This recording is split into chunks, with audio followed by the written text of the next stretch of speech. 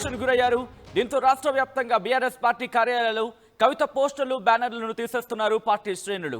హుస్నాబాద్ చౌరస్తాలో బీఆర్ఎస్ నాయకులు ఇప్పుడు ఆందోళనకు దిగారు.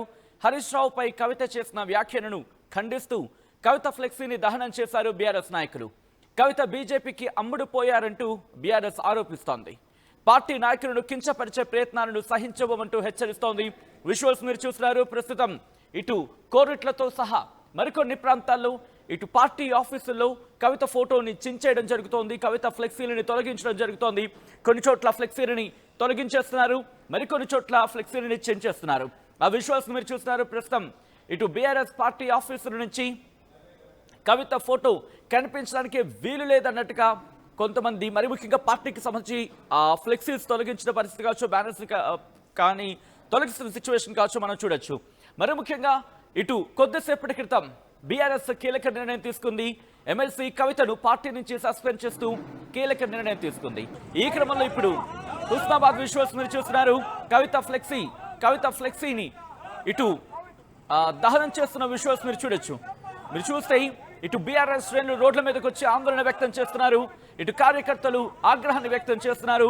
కవిత వ్యవహరించిన తీరు, కవిత మాట్లాడిన తీరు, మరి ముఖ్యంగా ఇటు హరీష్ రావుని, సంతోష్ రావుని అన్న మాటలకు సంబంధించి పార్టీ యాక్షన్ తీసుకున్న తర్వాత ఇప్పుడు బీఆర్ఎస్ శ్రేణులు రోడ్ల మీదకి వచ్చి ఆందోళన వ్యక్తం చేస్తున్నారు.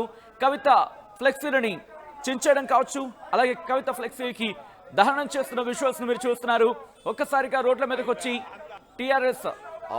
బీఆర్ఎస్ నాయకులు ఆందోళన వ్యక్తం చేస్తున్న పరిస్థితి. ఈ కథనం కాస్త కలవరపరచొచ్చు. దీనికి సంబంధించి తగిన జాగ్రత్తలు తీసుకోవాలని ఆర్టీవీ సూచించడం జరుగుతుంది.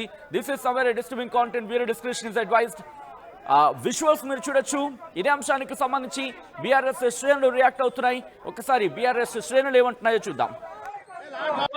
బీఆర్ఎస్ కార్యకర్తలు, నాయకులు అందరూ కలిసి ఏదైతే నిన్నటి రోజు హరీష్ రావుపై, సంతోష్ రావుపై అనుచిత వ్యాఖ్యలు చేసిన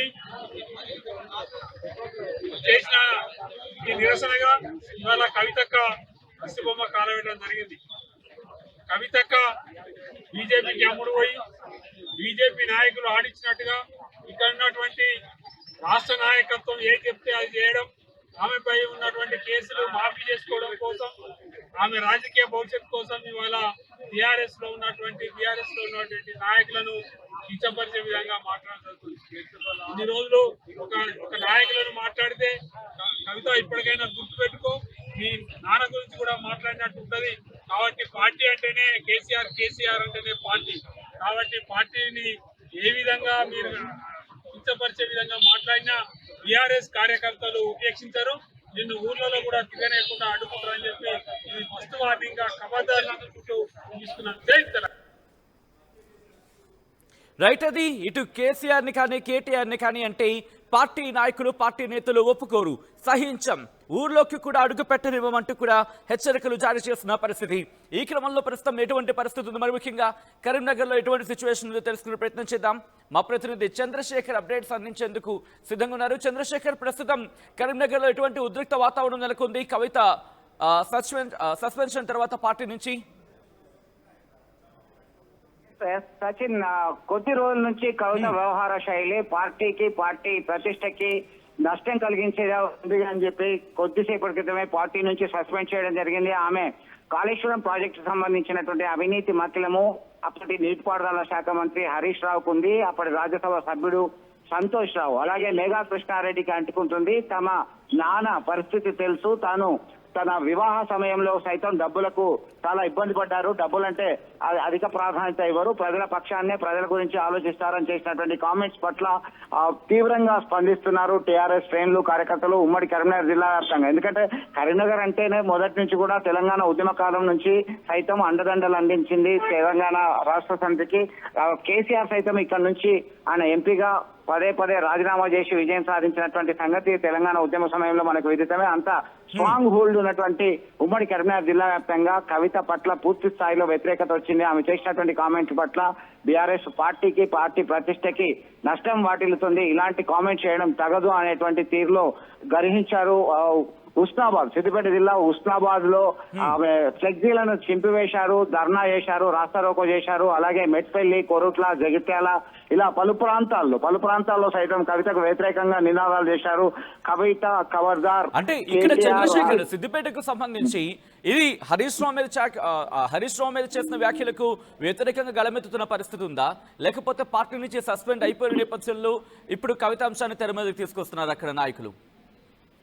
ఖచ్చితంగా, ముఖ్యంగా మనం ఒక పాయింట్ గమనించాలి. హరీష్ రావుకి వ్యతిరేకంగా చేసినటువంటి కామెంట్స్ నుంచి సైతం ఆ పూర్తి స్థాయిలో మండిపడుతున్నారు. దానికి తోడుగా కొద్దిసేపటి క్రితమే, కొన్ని గంటల క్రితమే పార్టీ నుంచి సస్పెండ్ చేసిన తర్వాత ఒక ప్రధానమైనటువంటి అనుమతి లభించినట్టయింది. తమ వ్యవహార శైలిలో తాము అనుకున్నది, అంటే మనసులో ఏదైతే ఉందో నివురుగప్పిన నిప్పులాగా మండిపడ్డారు, ఆందోళన చెందారు కార్యకర్తలు, నేతలందరూ కూడా. ఈ వ్యవహార శైలి ఎందుకుంది ఇట్లా? పార్టీ నాయకత్వం అంటే కేసీఆర్ అభిప్రాయాలకు భిన్నంగా ఆమె సొంత నిర్ణయము, సొంత ఏజెండాతో పలు అంశాల మీద ముందుకు వస్తున్నది. బీసీ రిజర్వేషన్ సంబంధించినటువంటి బిల్లు విషయంలో సైతం ఆందోళన చేయడం కావచ్చు, వాళ్ళకి 42% రిజర్వేషన్లు కల్పించాలనేటువంటి విషయంలో కావచ్చు, ఆమె లిక్కర్ కేసులో అరెస్ట్ అయి జైలు శిక్ష అనుభవించి వచ్చిన తర్వాత అంటే పార్టీలో అమీతుమీకి సిద్ధమైంది, పార్టీలో తగిన ప్రాధాన్యత రావట్లేదని చెప్పేసి కుండబద్దలు కొట్టినటువంటి విషయం విదితమే. ఆ నాన్నకు రాసినటువంటి ఉత్తరం ఏదైతే బయటకు వచ్చిందో, బయటకు రావడానికి సైతం కవితే కారణం అని చెప్పి బలంగా నమ్ముతున్నారు టీఆర్ఎస్ కార్యకర్తలు, నేతలు. వేరెవరు దాన్ని బయటపెట్టారు. అప్పటి నుంచి మొదలైనటువంటి ఈ వ్యవహార శైలి ఒక రకమైనటువంటి ఆందోళన ఇప్పుడు ఒక్కసారిగా గుప్పుమంటుంది. దానిలో భాగంగానే కరీంనగర్, వేములవాడ, సిరిసిల్ల, జగిత్యాల, కోరుట్ల, మెట్పల్లి ఈ ప్రాంతాల్లో ముఖ్యంగా కవితకు వ్యతిరేకంగా నినాదాలు చేస్తున్నారు. మీరు పార్టీ ప్రతిష్టను తీసే విధంగా ప్రవర్తించారు. ఎందుకంటే మీకు ఒకసారి ఎంపీగా అవకాశం కల్పించారు. మీకు అన్ని రకాలుగా కేసీఆర్ ఉండడం వల్లనే మీకు ఇంత అండదండలు వచ్చాయి.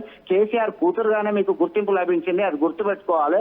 పార్టీ నాయకులకు వ్యతిరేకంగా పార్టీ ప్రతిష్టను దెబ్బతీసే విధంగా మీరు ప్రవర్తించినట్టయితే ఊళ్ళలోకి రానియమని చెప్పేసి ఎగ్జాక్ట్ గా అదే పాయింట్ రాబోతున్నాను. ఎందుకు ఊర్లలోకి రానివ్వమంటున్నారు? ఊర్లలోకి కవితను రానివ్వమంటూ కూడా వాళ్ళు సవాల్ చేస్తున్న పరిస్థితి ఉంది అక్కడ. మీరు అన్నట్టుగా కవిత కేసీఆర్ టీఆర్ఎస్ ప్రాపకం వల్లనే టీఆర్ఎస్ పార్టీ నుంచి ఒకసారి ఎంపీగా ఉంది. టీఆర్ఎస్ నుంచి ఎంపీగా ఓడిపోయిన తర్వాత మళ్ళీ ఎమ్మెల్సీగా అవకాశం దక్కించుకుంది. ఆ తెలంగాణ జాగృతి అనే సంస్థ ఆర్గనైజేషన్ ని నిర్వహించినప్పటికీ కేవలం టీఆర్ఎస్ అండదండలు ఉండడం వల్లనే ఇంత పాపులారిటీ వచ్చింది, ఇంత ప్రాధాన్యత వచ్చింది. కాబట్టి దాన్ని మర్చిపోయి ఆమెకు సమ ప్రాధాన్యత రావాలనేటువంటి అక్కస్తోనా లేదా ఈ ఇతరత్ర రైట్స్ కొరకు పోరాడుతున్న పక్కన పెడితే ఇలాంటి పార్టీ ప్రతిష్టకు అంటే పార్టీ ఒక రకంగా క్రైసిస్ లో ఉందని చెప్పి ఒక ఆవేదన ఉన్నటువంటి సమయంలో, సంక్షోభంలో పార్టీ ఉందని చెప్పి ఆవేదనతో ఉన్నటువంటి సమయంలో కవిత ఒక మరింత ఆజ్యం పోసింది ప్రతిపక్ష పార్టీలకి, అంటే ఇతర పార్టీలకు. ఒకవైపు అధికారంలో ఉన్నటువంటి కేంద్రంలో అధికారంలో ఉన్న పార్టీకి, రాష్ట్రంలో అధికారంలో ఉన్నటువంటి పార్టీకి అనుకూలంగా పవనాలు వేసే విధంగా ఈమె వ్యవహార శైలి ఉంది. కాబట్టి మనకి రాజకీయంగా మరింత నష్టం జరిగేటువంటి అవకాశం ఉంది, ప్రమాదం ఉంది. ఎందుకంటే ఒకవైపు లోకల్ బాడీస్ ఎలక్షన్స్ కొరికి సిద్ధమవుతున్నటువంటి పరిస్థితి, పార్టీని పూర్తిగా డిఫెన్స్ లో పడేసేటువంటి పరిస్థితి.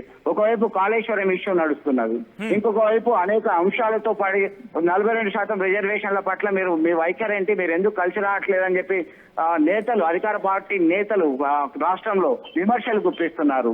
అనేక అంశాలకు ముందుకు వచ్చినటువంటి పరిస్థితి. మరొక వైపు కేటీఆర్ వ్యవహార శైలికి సంబంధించి ఆరోపణలు వస్తున్నాయి. కార్ రేస్ సంబంధించినటువంటి కేసు కావచ్చు, ఇతరత్ర అంశాలకు సంబంధించి అనేక అంశాలు తెర మీద ఉన్నటువంటి ఈ ప్రస్తుత సంక్షోభ సమయంలో సైలెంట్ గా ఉండాలి. అవసరమైతే వీలైతే మీరు సపోర్ట్ చేయండి, సపోర్ట్ చేయకపోయినా మీరు పార్టీ దెబ్బతినే విధంగా, పార్టీ ప్రతిష్ట దెబ్బతినే విధంగా వ్యవహరిస్తున్నారు అనే అక్కడ కవిత అంటోంది అదే కదా. పార్టీకి సంబంధించి పార్టీలో కూడా కొన్ని లోటుపాట్లు ఉన్నాయి, వాటిని గుర్తించాలి, వాటిని గుర్తించి ముందుకు వెళితేనే సరిదిద్దుకోవడానికి అవుతుంది తప్ప లేకపోతే కాదు అనేది. సో దీనికి సంబంధించి ఏమైనా రియాక్షన్స్ వస్తున్నాయా? ఎందుకంటే పార్టీ నుంచి సస్పెండ్ అయిపోయినప్పటికీ కూడా ఈ అంశం చర్చలోకి అయితే ఉంది. సో దీనికి సంబంధించి అక్కడ నేతలే ఉంటున్నారు.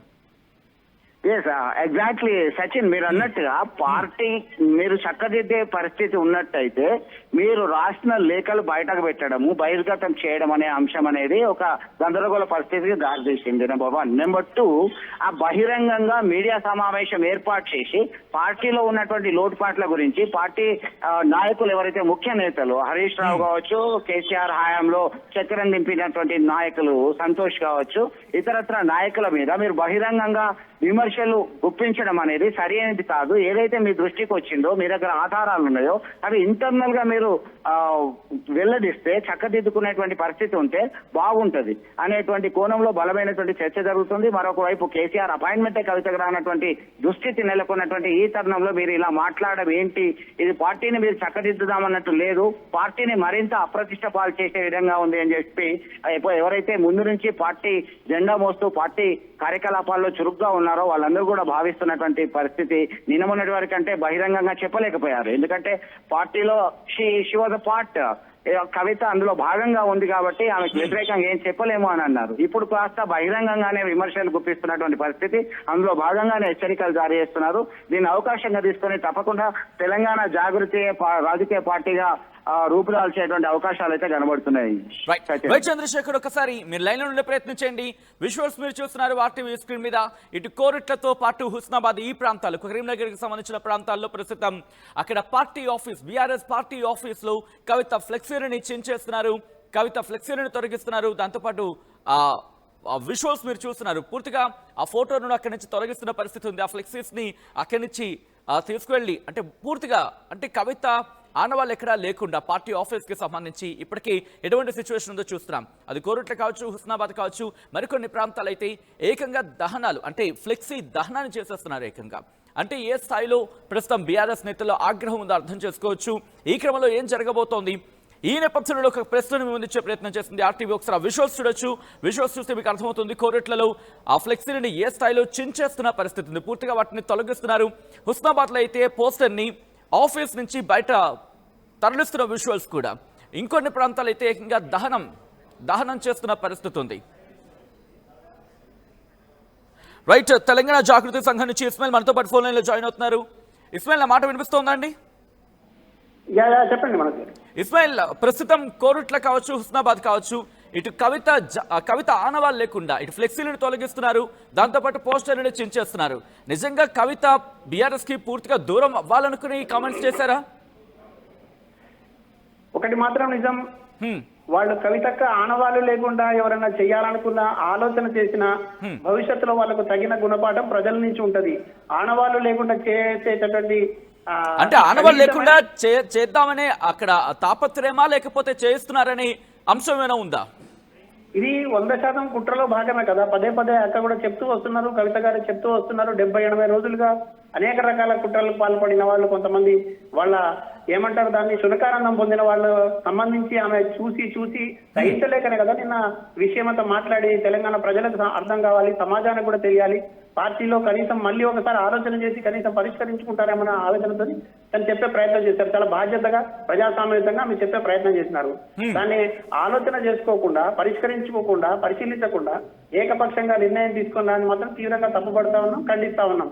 ఇది తెలంగాణ సమాజం కూడా దీన్ని జీర్ణించుకోవడం లేదు. ఎందుకంటే మీకు తెలుసు 2006 నుంచి ఇవాటి వరకు కూడా కవిత గారు తన చెమటను రక్తాన్ని ధారపోసి ఈ ఉద్యమంలో నిలబడినటువంటి. కానీ వాళ్ళు అంటుంది ఏంటంటే కనుక ఒకవేళ పార్టీలో ఉండుంటే పార్టీకి కట్టుబడి ఉండాలి, పార్టీకి సపోర్ట్ చేయకపోయినా పర్వాలేదు, సైలెంట్ గా ఉంటే కరెక్ట్, కానీ ఇలాంటి వ్యాఖ్యలు చేయడం సమంజసం కాదనేది వాళ్ళ మాట. అంటే ఇప్పుడు చాలా క్లియర్ గా చెప్పదలుచుకున్నా, పార్టీని పరిరక్షించుకోవాలనుకోవడం ఆమె చేసిన తప్ప, పార్టీని సరైన దారిలో పెట్టడం కోసం సూచనలు చేయడం, సహేతుకమైన సలహాలు ఇవ్వడం ఆమె చేసిన తప్ప, అధినాయకుడికి తెలియకుండా కొన్ని కుట్రలు జరుగుతున్న విషయం అధినాయకుడి దాకా చేరడం కోసం ఒక బాధ్యత కలిగినటువంటి నాయకురాలుగా ఆమె చేయడం తప్ప, తర్వాత అధినాయకుడి మీద రోజు ఒక రకమైన ఆరోపణలు వస్తూ ఉంటే దాన్ని తిప్పికొట్టడంలో విఫలమవుతున్నారు, కుట్రదారులు దాని వెనక ఉన్నారని చెప్పడం తప్ప, తర్వాత ప్రజలకు ఏదైతే బలమైన ఆకాంక్ష ఉందో ఈ పార్టీ బతకాలని కోరుకుంటుందో దానికి అనుగుణంగా నిరసనలు, ధర్నాలు చేయడం, తర్వాత ఇక్కడ ఉన్నటువంటి ప్రభుత్వం కక్షపూరితంగా వ్యవహరిస్తున్న తీరును వ్యతిరేకిస్తూ వాళ్ళు మాత్రం సస్పెన్షన్ లెటర్ లో పార్టీ వ్యతిరేక కార్యక్రమాలకు పాల్పడుతున్నారనే కదా మెన్షన్ చేశారు. నేను అదే ప్రశ్నిస్తున్నా. పార్టీకి వ్యతిరేక కార్యక్రమాలు అంటే 42% రిజర్వేషన్ కావాలని ఇక్కడ ఉన్నటువంటి మెజారిటీ బీసీలు కోరుకున్న అంశాన్ని బలంగా తీసుకొని ఉద్యమించడం ఇది పార్టీకి వ్యతిరేకం అవుతుందా? లేదు ఒక ప్రాణాలను త్యాగం చేయడానికి సిద్ధపడ్డటువంటి ఒక నాయకుడిని తప్పుదోవ పట్టిస్తున్నారు. ఆ నాయకుడి మా తండ్రి గారు, ఆయనకు మరక అంటుతోంది కాబట్టి ఈ సందర్భంలో కుట్రదారులు వీరు అని ఆమె తేల్చి చెప్పడం తప్పవుతుందా? బట్ వాళ్ళంటున్న పాయింట్, స్ట్రైట్ పాయింట్ ఒకటే, కాళేశ్వరం విషయంలో ఇటు ప్రభుత్వంపై మీద పోరాటం వ్యక్తం చేస్తున్నాం, అక్కడ అన్యాయం జరగలేదు, అక్కడ అక్రమాలు జరగదని చెప్పి మేము మాట్లాడుతూ ఉంటే దాన్ని నీరుగార్చేలా ప్రభుత్వానికి మద్దతు పలికేలా కవిత వ్యాఖ్యలున్నాయి. పూర్తిగా పార్టీ ప్రతిష్టను దిగజార్చే ప్రయత్నం జరిగింది అని అర్థం వచ్చేలా అక్కడ వాళ్ళు ఆ పాయింట్ ని హైలైట్ చేస్తున్నారు. ఇక్కడ విడ్డూరం ఏమిటంటే గతంలో కేసీఆర్ గారి వెంట ఉండి కేసీఆర్ గారికి వెన్నుపోటు పొడిచిన సందర్భం ఉంది అనే వ్యక్తులే ఎవరైతే ఉన్నారో వాళ్లే కాంట్రాక్టర్లతో కుమ్మక్కై, అధికారులతో కుమ్మక్కై, ఇప్పుడున్నటువంటి ప్రభుత్వంతో కూడా కుమ్మక్కై ఉన్నారనే విషయాన్ని కూడా బయట పెడుతున్న సందర్భంలో కొంతమంది పైన మళ్ళీ వాళ్ళేదో ఇంట్లో ఎలకలు ఉన్నాయని ఇంటిని తగలబెట్టుకునేలాగా పార్టీ వ్యవహరిస్తే ఎట్లా? ఇప్పుడు తను చెప్పిన విషయాలలో ఎక్కడైతే నిజంగానే లోపం ఉంటే కనుక దాన్ని సరిదిద్దుకోవాలి. లేదు తను చేసిన తప్పైతే కనుక పార్టీ పిలుచుకొని మాట్లాడుకోవాలి. ఎక్కడ వాస్తవాలు గ్రహించగలగాలి. ప్రజల ఆకాంక్షలకు అనుగుణంగా కదా తను మాట్లాడుతున్నారు. ఇక్కడ ఇదే పాయింట్ కి వాళ్ళు ఏమంటున్నారంటే పార్టీ అధినేత కేసీఆర్ కి తెలియదా? కేసీఆర్ కి తెలియకునేదంతా జరుగుతుందా? కేసీఆర్ ఎంత ఉద్యమ చరిత్ర ఉంది, ఎంత ఫ్యూచరిస్టిక్ ఆయన ఆలోచించారు. గత చరిత్ర చూసుకోండి, అలాగే వర్తమానానికి సంబంధించి చూసుకోండి, భవిష్యత్తును చూసుకోండి. ఒక 10 ఏళ్లను ఊహించి కాళేశ్వరం గురించి ఆయన మాట్లాడారు. అలాంటిది ఇప్పుడు ఆయన బిడ్డగా మాట్లాడడం ఎంతవరకు సమంజసం ఒక అంశాన్ని కూడా తెర మీదకి తీసుకొస్తున్నారు. ఒక సామెత గుర్తొస్తుంది, ఇంటి దొంగను ఈశ్వరుడు కూడా పట్టలేదంటారు. ఈశ్వరుడు చాలా గమనించగలదు. భగవంతుడు ఇక్కడ సృష్టిలో జరిగే ప్రతి ఒక్కటి కూడా తన ఆజ్ఞ లేకుండా చీమకుంటదంటారు. కానీ కొన్ని సందర్భాల్లో ఇంటి దొంగను ఈశ్వరుడు పట్టలేదంటారు. అటువంటి పరిస్థితి ఉందేనా కదా తన బాధను వ్యక్తం చేస్తుంది.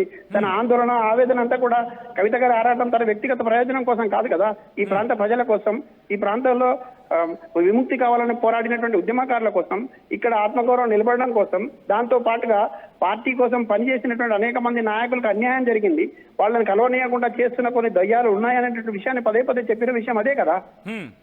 కానీ ఇస్మాయిల్ ఇంకొక మాట ఏంటంటే వాళ్ళు అంటోంది కేవలం కవిత ఒక్కరితే ఇటు కేసీఆర్ బిడ్డ కాదు, తెలంగాణ ఉద్యమ నేతలు కావచ్చు, ఉద్యమకారులు కావచ్చు, తెలంగాణ బిడ్డలందరూ కూడా ఆయన బిడ్డలే. అలాంటప్పుడు ఇటువంటిది ఏమీ ఉండదు, ప్రత్యేకత అంటూ ఏమి ఉండదంటూ కూడా బీఆర్ఎస్ నాయకులు చెప్తున్నారు. నిజంగా కవితకు ఆ ఇంపార్టెన్స్ లేదా, లేకపోతే అఫ్కోర్స్ ఉండింది ఒకప్పుడు మాట్లాడుకునే క్రమంలో, తగ్గిపోయిందా, ఇప్పుడు పూర్తిగా లేదా? ఇస్మాయిల్ ఉన్నారండి? ఓకే మళ్ళీ మాట్లాడే ప్రయత్నం చేద్దాం. అండ్ మీరు కూడా రియాక్ట్ అయ్యే ప్రయత్నం చేయండి. కింద స్క్రోల్ అవుతున్న నెంబర్స్కి కాల్ చేయండి. 69316611, 69316622, 04069316611, అలాగే నెంబర్ ఉన్నాయి మీరు చూడొచ్చు. 04069316611, 04069316622. ఈ రెండు నెంబర్కి కాల్ చేయండి. ఒకసారి ఇస్మాయిల్ దగ్గరికి వెళ్ళే ప్రయత్నం చేస్తున్నాను. ఇస్మాయిల్, ఇక్కడ బీఆర్ఎస్ నేతలు ఇంకో మాట చెప్పడం జరుగుతోంది. ఎస్ ఓకే, ఇస్మాయిల్ దగ్గరికి వెళ్ళే ప్రయత్నం చేద్దాం. అంతకన్నా ముందు మా ప్రతినిధి చంద్రశేఖర్ అప్డేట్స్ అందించేందుకు ఫోన్ లైన్లో కంటిన్యూ అవుతున్నారు. చంద్రశేఖర్, కోరట్ల కావచ్చు, హుస్నాబాద్ కావచ్చు, ఒక ఉద్రిక్త వాతావరణానికి వెళ్ళిపోతోంది. ఇది ఇక్కడ జాగృతి నేతలతో మాట్లాడిన సందర్భం మీరు చూశారు. ఒకటే అంటున్నారు, ఇక్కడ మేము చేసిన తప్పేంటి, ఇక్కడ పార్టీలో ఉన్న విషయాలను గురించి, పార్టీలో జరుగుతున్న ఇబ్బందికర వాతావరణం గురించి చర్చించకపోతే పార్టీ నష్టపోతుంది కదా, అలాంటప్పుడు ఇటువంటి చర్య ఎంతవరకు సమంజసం అనేది. సో దీనికి సంబంధించి బీఆర్ఎస్ నేతల కౌంటర్ ఏంటి అక్కడ? సచిన్, కొన్ని సందర్భాల్లో ఈ మధ్య కాలంలో పార్టీ బీఆర్ఎస్ వర్కింగ్ ప్రెసిడెంట్ గా కేటీఆర్ అయిన తర్వాత పార్టీలో లిక్కర్ కేసులో ఈమె అరెస్ట్ అయినప్పటి నుంచి క్రమక్రమంగా ప్రాధాన్యత తగ్గుతుంది అనేటువంటి కోణంలో కవిత కొంత ఆవేదన వ్యక్తం చేసింది. సన్నిహితుల్లో తనకి డూ ఆర్ డై సిచ్యువేషన్ వచ్చేసింది, త్వరలోనే మీరంతా సిద్ధం కావాలని చెప్పి తెలంగాణ జాగృతి కార్యకర్తలతో సైతం ఆమె సమావేశమైనటువంటి మన సంగతి విదితమే. ఈ క్రమంలోనే అనేక అంశాలు పరిగణలోకి తీసుకున్నారు. ఇది ఒక ప్రాంతీయ పార్టీలో తన కూతురైనా ఎవరైనా సరే party leader is the boss is always right అంటారు. ఆయన పార్టీ అగ్రనాయకత్వము కేసీఆర్ఏ ఫైనల్, కేసీఆర్ఏ పార్టీ పార్టీ కేసీఆర్ అనే కోణంలో పార్టీ కార్యకర్తలు బలంగా నమ్ముతున్నారు. ఒకవేళ నిజంగా పార్టీకి నష్టం జరుగుతుంది, దాన్ని సరిదిద్దే ప్రయత్నం చేస్తున్నాను, అందులో భాగంగానే పార్టీ అధ్యక్షుని హోదాలో కేసీఆర్ కు చెప్పే ప్రయత్నం చేశానని కవిత అనుకుంటే అది కాస్త అనేక మార్గాలు ఉన్నాయి. ఓపెన్ గా ఇట్లా పార్టీ పరువు ప్రతిష్టలు మరింత బజార్న పడేటట్టు చేసింది. లిక్కర్ స్కామ్ లో అరెస్ట్ అయి బయటకు పోయిన తర్వాత అనేక ఆవేదన నుంచి బయటకు వచ్చేటువంటి పరిస్థితి ఉన్నటువంటి క్రమంలో ఆమె తిరిగి రాగానే పార్టీ స్టాండర్డ్ కి బీసీ రిజర్వేషన్. చంద్రశేఖర్ ఒకసారి మీరు లైన్ లోనే ఉండండి. దుబాక నుంచి రామకృష్ణ కాల్ చేశారు. రామకృష్ణ, మీ రియాక్షన్ ఏంటండి? యాక్చువల్ గా దుబ్బాక నుంచి మాట్లాడుతున్నాను సార్. నాకు రామకృష్ణ అండి. రామకృష్ణ అయ్యా, మీ రియాక్షన్ ఏంటండి? కేసీఆర్ గారిని, హరీష్ రావు గారిని, కేటీఆర్ గారిని విమర్శించి ఆ పార్టీలో ఎవరైనా సరే సార్ అది తప్పే సార్. ఎందుకంటే కేసీఆర్ గారు లేకుండా ఎవరికి ఒక ప్లాట్ఫామ్ లేదు. అసలు కేసీఆర్ గారు లేకుండా బీఆర్ఎస్ కానీ టీఆర్ఎస్ కానీ లేదు. అలాంటిది ఆ పార్టీని ఇరుకుని పెట్టి ఆ పార్టీ యొక్క పతనాన్ని కోరుకుంటుందంటే ఆవిడ ఏ విధంగా కేసీఆర్ గారి మంచిని కోరుకుంటున్నాను. బట్ తను అంటోంది ఒకటే కదా, పార్టీకి సంబంధించి ఇష్యూస్ ఉన్నాయి, పార్టీని ఆ ఇష్యూస్ ని గుర్తించట్లేదు, అధిష్టాన దృష్టికి తీసుకెళ్లే ప్రయత్నమే చేస్తూ ఉంటే మధ్యలో ఇబ్బందికర వాతావరణం ఉంటుందనేది తెర మీద తీసుకొచ్చిన ప్రశ్న కవితకు సంబంధించి. దాని ఎలా చూస్తారు మరి? కేసీఆర్ గారు ఇన్వైట్ చేశారు కదండి, తండ్రి గారే కదా, వెళ్ళి మాట్లాడొచ్చు కదా. అదే అంటున్నారు. తండ్రితో మాట్లాడుతున్న సందర్భంలో కూడా నాకు ఆ స్పేస్ రావటం లేదు, అక్కడ వెళ్ళనివ్వట్లేదు అనే అంశానికి సంబంధించి సో అడ్డుగోడగా మిగిలిపోతున్నారు కొన్ని క్యారెక్టర్స్ అని చెప్తున్న సందర్భం ఉంది కదా. ఆవిడ అపాయింట్మెంట్ తీసుకోవచ్చు కదా సార్. అట్లా ఎందుకు ఇవ్వరు సార్? ఇస్తారు కదా, ప్రతి పార్టీలో ప్రతి ఒక్కరికి అవకాశం ఇస్తారు. పార్టీలో ప్రతి ప్లాట్ఫామ్ మీద మాట్లాడొచ్చాడు. పార్టీని ధిక్కరించి బయటికి వచ్చి ఇప్పుడు ఎంతో పెద్ద ఇష్యూ నడుస్తుంది సరే. కాళేశ్వరం అనేది అది ఏం జరిగింది అనేది ఇంకా క్లారిటీ లేదు. ఆవిడ కూడా సగం మాట్లాడుతూ లేనిపోయిన అపనిందలు వేస్తూ మా హరీష్ రావు గారి మీద, నెక్స్ట్ సంతోష్ రావు గారి మీద, కేటీఆర్ గారి మీద అపనిందలు వేస్తూ ఇంకా పెద్ద ఇష్యూ చేస్తున్నారు. ఆవిడ లేనిపోయిన అన్ని పార్టీకి అపాదించి ఆ పార్టీ యొక్క పతనాన్ని కోరుకుంటే అసలు లైఫ్ ఇచ్చిందే పార్టీ అండి. అలాంటి పార్టీ పతనాన్ని కోరుకుంటే ఏమొస్తుంది ఆవిడకి? బట్ నిజంగా పార్టీ పత్రాన్ని కోరుకున్నట్టే మీకు అనిపించిందా? ఎందుకంటే తను ఏమంటున్నారంటే పార్టీలో జరుగుతున్న ఇష్యూస్ ని చెప్పకపోతే పార్టీ మళ్ళీ బాగుపడదు కదా, పార్టీ ఇంకా డ్యామేజ్ అయ్యే అవకాశం ఉంటుంది. కేసీఆర్ కే డ్యామేజ్ జరుగుతున్నప్పుడు పార్టీ యాక్టివేషన్ లోకి వెళ్ళకపోతే ఇంకా పార్టీ ఎందుకు అని చెప్పి ప్రశ్నించారు. నిన్నటి దాకా జరిగిన డ్యామేజ్ వేరే విషయము. ఈ రోజు పార్టీలో ఆవిడ మాట్లాడిన తర్వాత వచ్చిన డ్యామేజ్ చాలా ఎక్కువ. వాస్తవానికి ఆవిడ మాట్లాడిన డ్యామేజ్ ఎక్కువైంది. నిజంగా చెప్పాలంటే హరీష్ రావు గారు ఆ పార్టీ గురించి నిజంగా మంచి లైన్ తీసుకొని జాగ్రత్తగా అసెంబ్లీ డిస్కషన్ లో మంచిగా పార్టిసిపేట్ చేసి మంచిగా మాట్లాడుతున్నప్పుడు వీడు అనవసరంగా లేనిపోని అపార్థాలకు దారితీసి ఆవిడ తెలిసిందంతో తెలియనిదంతో తెలియదు కానీ ఆవిడ దాని ద్వారా ఏం పొందుకుంటుందో మాకు అర్థం కావట్లేదు. కానీ నిజంగా చెప్పాలంటే ఈవిడ మాటల వల్ల పార్టీ చాలా డ్యామేజ్ అవుతుంది. అలా ఆవిడ సస్పెండ్ చేయడం అనేది మంచి నిర్ణయం. కేసీఆర్ తీసుకున్నటువంటి బెస్ట్ నిర్ణయం అండి. Okay, right Ramakrishna. So thanks for calling. So మరిన్ని కాల్స్ ఉన్నాయి, మరిన్ని కాల్స్ తీసుకునే ప్రయత్నం చేద్దాం. బ్యాక్ టు బ్యాక్ కాల్స్ వస్తున్నాయి. సిద్ధయ్య, చెంగయ్య ఎక్కడి నుంచి అండి? ఓకే, సో చెంగయ్య మనకి లైన్లో కనెక్ట్ అయ్యారు. ఒకసారి చెంగయ్యతో మాట్లాడే ప్రయత్నం చేద్దాం. చెంగయ్య గారు నమస్తే అండి. చెంగయ్య గారు మీ రియాక్షన్ ఏంటి? కవిత పార్టీ నుంచి సస్పెన్షన్ గురయ్యారు. ఆ రిక్వెస్ట్ కాల్ చేసిన మాత్రం టీవీ వాళ్ళు మ్యూట్ చేసే ప్రయత్నం చేయండి. చెంగయ్య గారు, మీరు కవిత సస్పెన్షన్ గురించి మీ రియాక్షన్ ఏంటండి? రియాక్షన్ సార్ అన్న తప్పే కవితది. అంటే కవితను సస్పెండ్ చేయడం బీఆర్ఎస్ చేస్తుంది ఒక పాజిటివ్ థింగా లేకపోతే కాస్త బెడిసి కొట్టే అవకాశం ఉందా బీఆర్ఎస్ కి? ఓకే, హలో చెంగయ్య, నా మాట వినిపిస్తోందా అండి? హలో, నా మాట వినిపిస్తోందా అండి మీకు Chengaiah? Hello, okay, line maybe issues ఉన్నట్టున్నాయి, మళ్ళీ కనుక ఈ ప్రయత్నం చేద్దాం. సో మీరు చూస్తున్నారు కదా, ఇటు బీఆర్ఎస్ నుంచి కవితను సస్పెన్షన్కి, ఇన్ఫాక్ట్ కవిత సస్పెండ్కి గురయ్యారు. ఈ నేపథ్యంలో ఇప్పుడు తీవ్రమైన చర్చ జరుగుతోంది. కవిత ఏమన్నారన్నా ఒక్కసారి ఆ బయట కూడా మేము ప్రయత్నం చేద్దాం. ఎందుకంటే కనుక పార్టీలో జరుగుతున్న ఇష్యూస్ని అడ్రస్ చేయకపోతే పార్టీకి మరింత డ్యామేజ్ జరుగుతుంది. ఇది ఫస్ట్ పాయింట్. రెండో పాయింట్ ఇంకేమంటున్నారు, ఇంకా ఇంట్రెస్టింగ్ పాయింట్ ఏంటంటే రెండోది, పార్టీకి సంబంధించి కేసీఆర్ మీదకే వచ్చినప్పుడు పార్టీ రియాక్ట్ కాకపోతే పార్టీ ఉంటే ఎంత ఊడితే ఎంత అనే అర్థం వచ్చేలా మాట్లాడిన సందర్భం. ఒకసారి ఇఫ్ పాసిబుల్ కవిత బైట్, ఆ ఎక్స్క్లూజివ్ బైట్ని ఒకసారి వినిపించే ప్రయత్నం చేద్దాం. ఎందుకంటే నిన్న ఆమె మాట్లాడిన మాటలకు సంబంధించి మాట్లాడుకునే క్రమంలో కొన్ని కీలకమైన అంశాలని ప్రస్తావించిన పరిస్థితి ఉంది.